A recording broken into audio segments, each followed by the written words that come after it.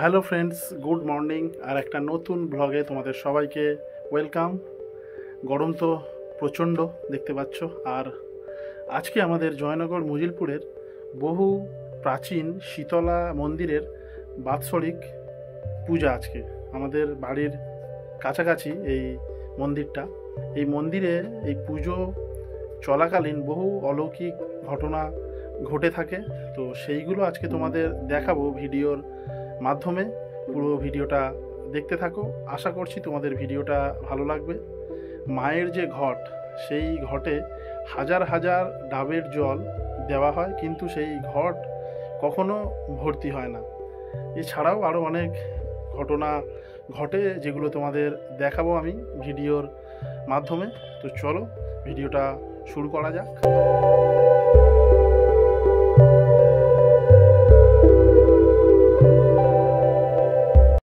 তো এই হলো আমাদের জয়নগর মজিলপুরের শীতলা মায়ের মন্দির। সকাল সকাল মানুষজনের ভিড় দেখেই বুঝতেই পারছো, সকাল সকাল বহু মানুষ পুজো দিতে চলে এসেছে মন্দিরে। আর শীতলা পুজোর একটি মেন উপকরণ হলো ডাব। প্রত্যেক মানুষ পুজো দিতে এসে একটি করে হলেও ডাব মায়ের কাছে দিয়ে যায়। সেই ডাব কেটে মায়ের যে ঘট আছে সেইখানে এই ডাবের জল দেওয়া হয়। তাই এখানে দেখতে পাচ্ছ প্রচুর ডাব এখানে জমা হয়েছে।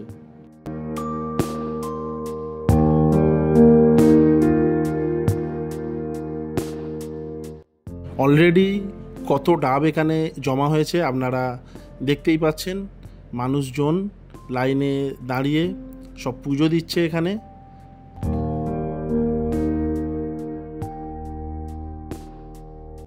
মন্দিরের ঠিক পাশেই পুজোর জিনিসের দোকানপাট বসেছে। মানুষজন লাইনে দাঁড়িয়ে পুজোর সব প্রসাদ কিনছে এখান থেকে। পুজো যারা দিতে এসছে তাদের হাতে একটা জিনিস কিন্তু আপনারা সব কমন দেখতেই পাবেন, ডাব। শীতলা পুজোয় ডাবটা কিন্তু মাস্ট, একটি করে হলেও সবাই দিয়ে থাকে। মন্দিরের পিছনে রয়েছে এই ঘাট, ঠাকুরেরই এটা পুকুর। এইখান থেকেই ডাবটাকে ধুয়ে এনে তারপর সবাই এখানে পুজোর জন্য দিচ্ছে।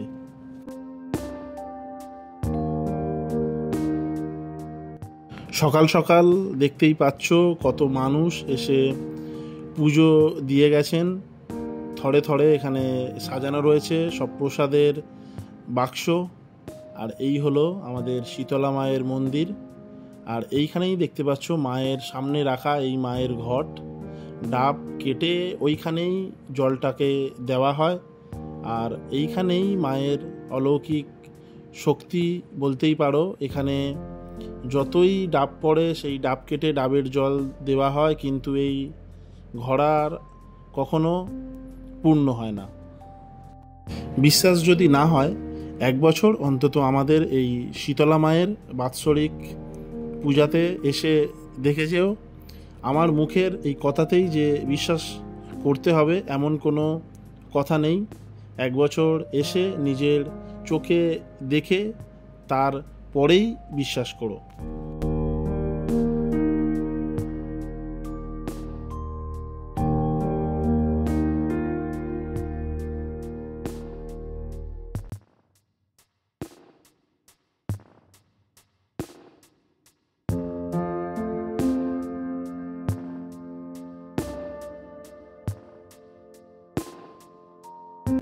ডাব কাটার পর্ব শুরু হয়ে গেছে, দেখতেই পাচ্ছ।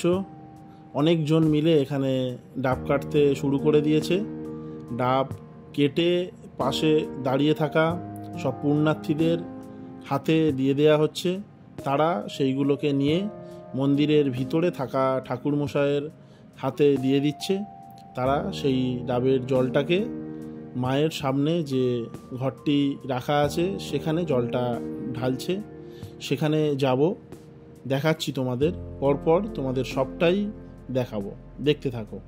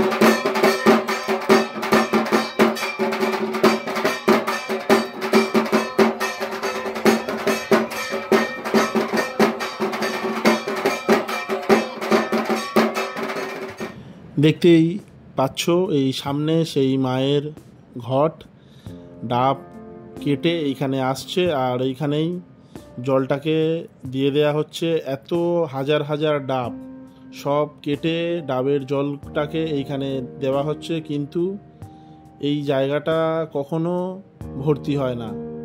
এখানে এই হাজার হাজার ডাব এইখানে দেওয়া হচ্ছে, কিন্তু মায়ের এই ঘট কখনো ভর্তি হয় না।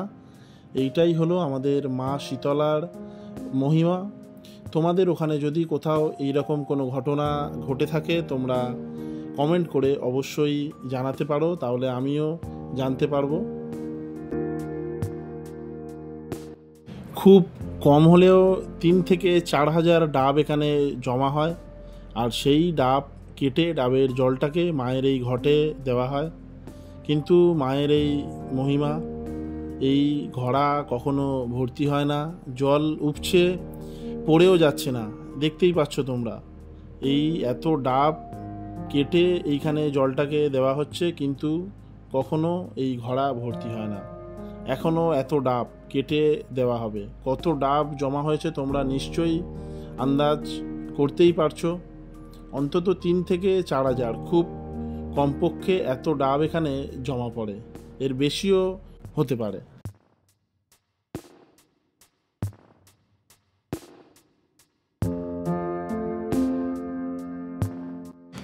আজকে আমি হঠাৎ এইটা দেখলাম এখানে। আগে আমি শুনেছিলাম অনেক জায়গায় ভর হয়, কিন্তু নিজের চোখে কোনো দিন দেখিনি, কিন্তু আজকে এই নিজের চোখে দেখলাম এখানে একজনের উপর ভর হয়েছে, আর ঠাকুরমশাই মায়ের ঘটের জল নিয়ে তাকে তার মাথায় দিচ্ছে। যারা গ্রামেগঞ্জে তোমরা থাকো তারা নিশ্চয়ই জানবে যে ভর কেমন হয়। ভর হওয়ার মানে হলো এইখানে যে শীতলা মায়ের পুজো হচ্ছে, মা তার উপস্থিতি এখানে কোনো মানুষের উপর দিয়ে সেখানে বুঝিয়ে দেয়। তো সেটাকেই ভর বলে আমি যতদূর জানি।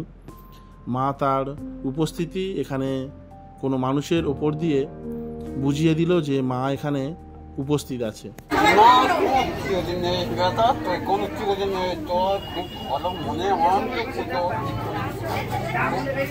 আনন্দ হচ্ছে মা, তুমি জিজ্ঞেস করো কি বলতে চাইছো বলো। একেবারে কি তাল হারিয়ে ফেলেছি একেবারে? অসুবিধা হয়নি তো? আবর্জনা করে রেখেছি, তোর জানে না পুকুরটা চারিদিকে আবর্জনা করে রেখেছিস? পুকুরটা চারিদিকে আবর্জনা করে তোলা রেখেছি, আমি না পুকুরে থাকি।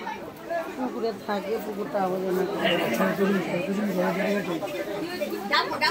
যারা রেখেছি ও মা, আমি না পুকুর করতে তোর জানে না, তোরা জানে না। বলে মিলে আপত্তি করলে অবশ্যই যায়। সরিয়া সরিয়া সরিয়া সরিয়া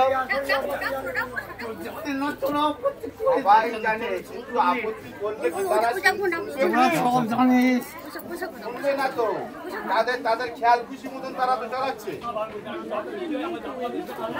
যাই হোক মা বললে যখন এনারা বলবে দাও, যা করার করা হবে।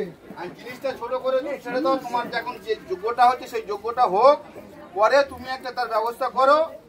আর এনারা নিশ্চয়ই বলবে পুকুরের ব্যাপারে, না বললে আমরা পাবলিকে যাবো ওই পুকুরের পেছনে।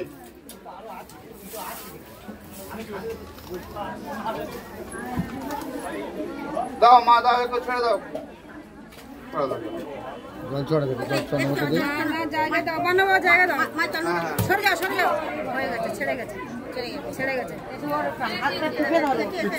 কিছু করতে হবে না,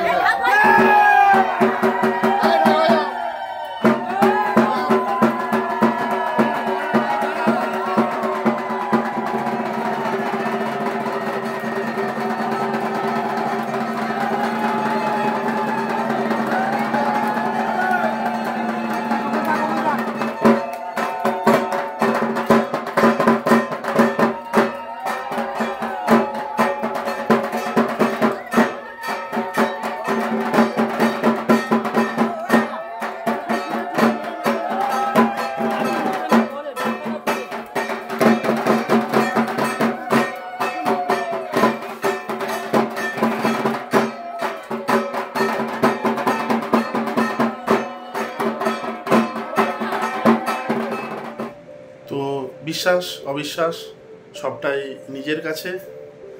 আর আমাদের গ্রামে গঞ্জে এই ধরনের ঘটনা ঘটে থাকে। তো চলো, ভিডিওটা ভালো লাগলে একটা লাইক করে দিও, আর যারা যারা এই চ্যানেলে নতুন চ্যানেলটাকে সাবস্ক্রাইব করে দিও, আর পাশে থাকা বেল আইকনটাকে অবশ্যই প্রেস করে দিও, যাতে আমি ভিডিও ছাড়লে সবার আগে তোমাদের কাছে নোটিফিকেশান চলে যাবে। তো চলুন, টাটা, দেখা হচ্ছে নতুন ব্লগে।